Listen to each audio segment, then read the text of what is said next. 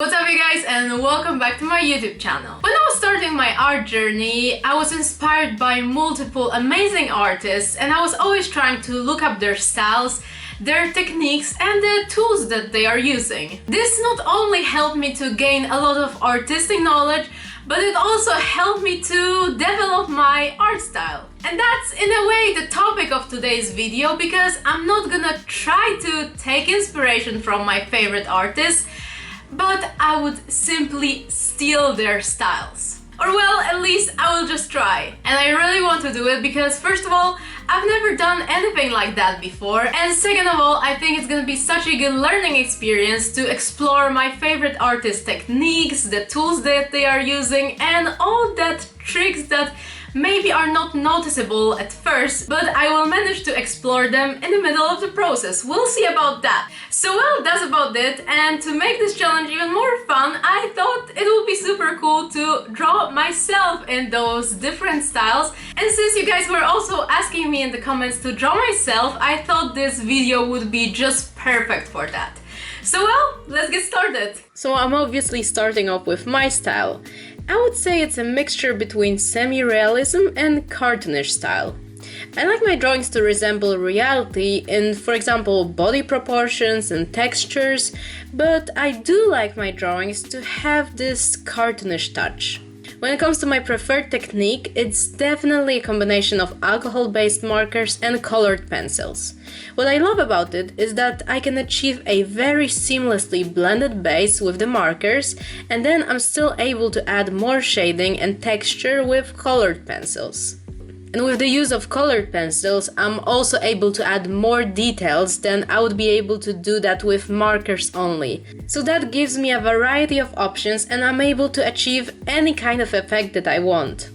And all that together makes for my style, Natalia style, which I consider to be a pretty unique art style, and I'm very happy how it evolves throughout the years and how it's constantly evolving and improving. So well, I'm only curious to see how it's gonna look in 5 or 10 years from now.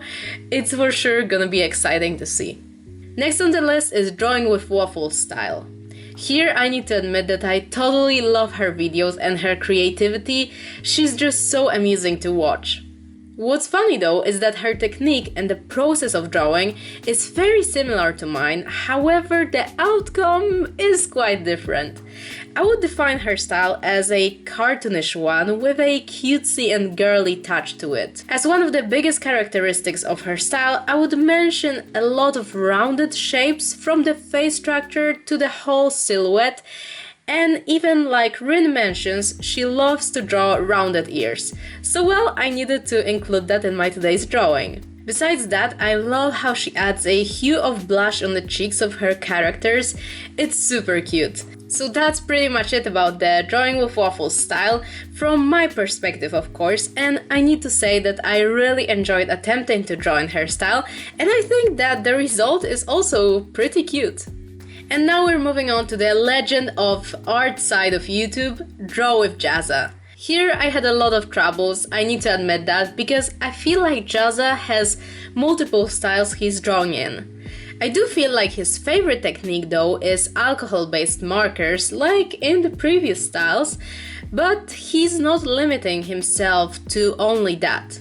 I would say that his mostly known style is the one from his character design sessions, which I absolutely love, but I just couldn't find a proper reference picture to mimic this kind of style.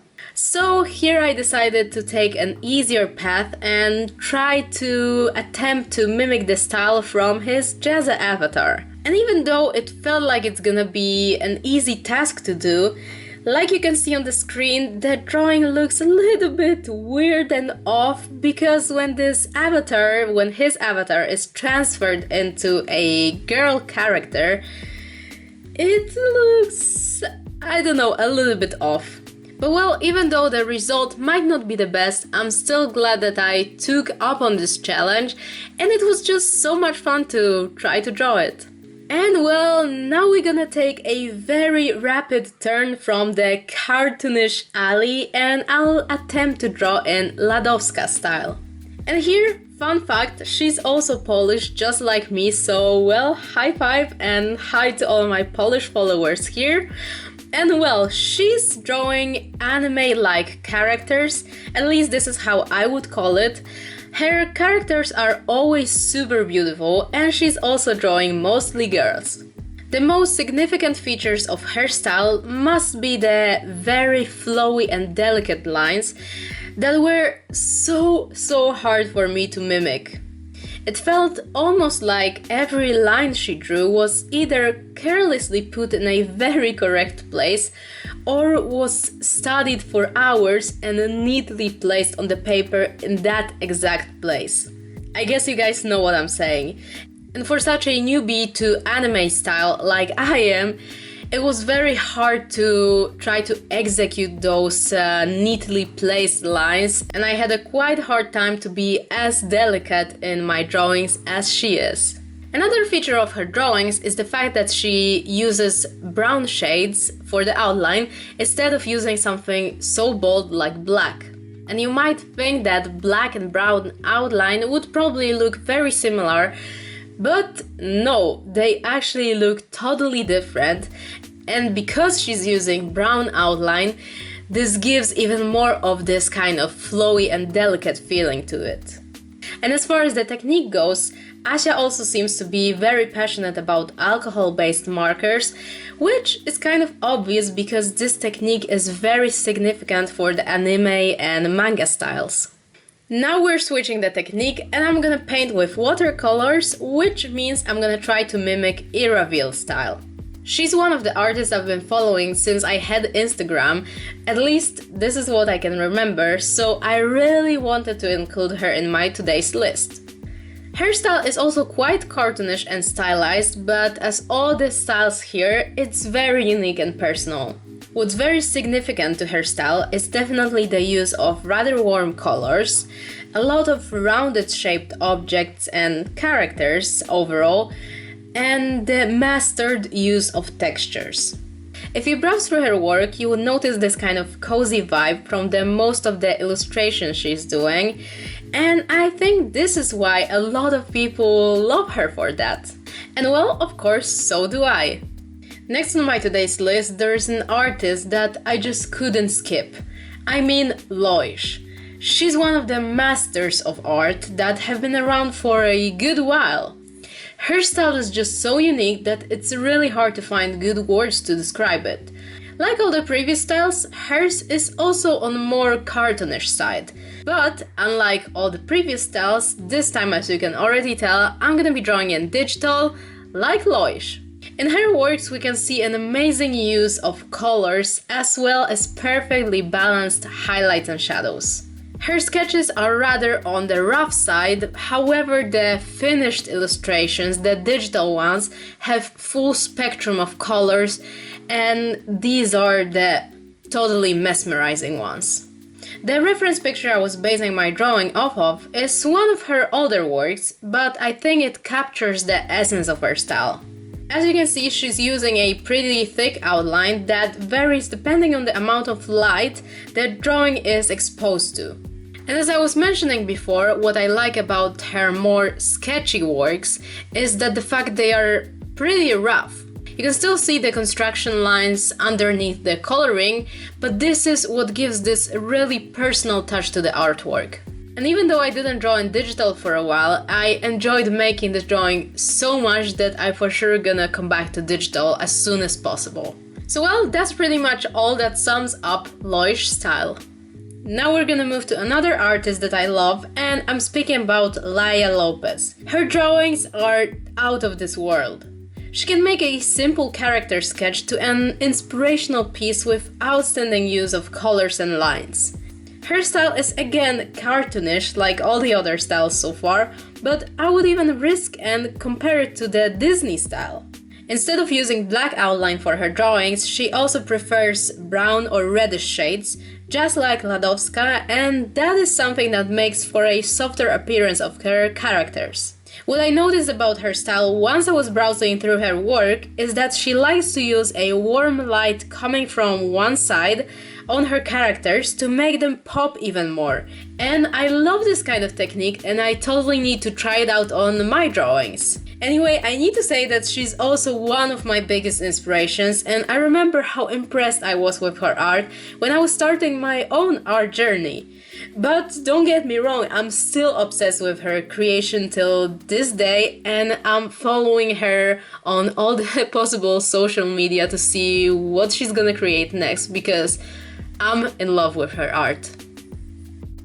And now last but definitely not least, Sarah Faber. And here I'm a little bit confused because I really don't know if I should pronounce it as Faber or Faber, so if you guys know, then please let me know in the comments. Anyway, she's an artist that I discovered not that long ago, but I instantly became obsessed with her art. Her style also reminds me a bit of Disney-like characters. What is unique about her creations is the fact that she's not using an outline at all. And I'm not gonna lie, this was quite a challenge for me because I always use outline for my work, so skipping this part was a little bit out of my comfort zone and I needed to take some time to get used to it. Also, I love how she's using shadows and highlights in such a subtle but yet visible way. As you can tell on the faces of her characters, you can clearly see a very visible shadow that is in a form of some certain shape, but yet it's not that in-your-face shadow, and this detail is something that I totally love. Anyway, I just adore the cutesy vibe of her style and I had so much fun trying to draw like her.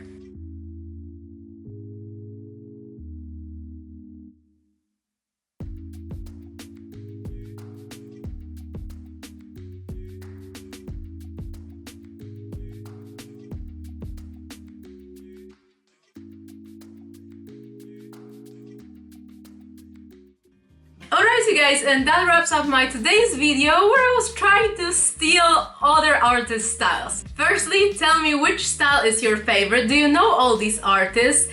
And also let me know on which style I did the worst. I'm super curious to read all your comments and opinions, and personally I would say that my favorite styles must be definitely Lia Lopez style. Sarah Faber one was also really cool to do because it was something just totally new, but at the end it was just such a good learning experience and I really encourage all of you guys to try it out. Maybe you're gonna learn something new, who knows? And well, that would be pretty much all for today's video. I really hope that you enjoyed it, and if you did, don't forget to give this video a thumbs up. Of course, subscribe to my channel if you haven't done it already to be up to date with all my new coming videos.